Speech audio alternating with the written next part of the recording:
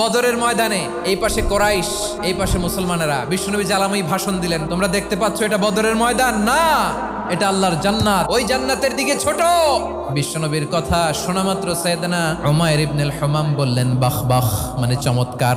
বিশ্বনবী বললেন মা ইয়াহমিলুকা আলা কওলিকা বাখ বাখ ইয়া উমাইর, আমার এই কথা শুনে তুমি কেন বললা বাখ বাখ?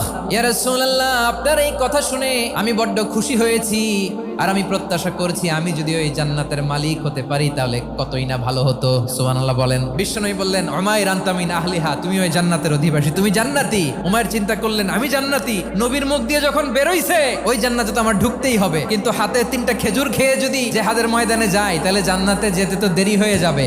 এই চিন্তা আসা মাত্রই খেজুর 3টাকে তিনি ছুঁড়ে মারলেন, তলোয়ার বের করে আল্লাহু আকবার বলে বদরের ময়দানে ঝাঁপিয়ে পড়লেন। আল্লাহর শত্রুদেরকে কচুকাটা করে এক পর্যায়ে শাহাদাতের সুধা পেয়ে নিজেও জান্নাতি হয়ে গেলেন। পড়েন সুবহানাল্লাহ।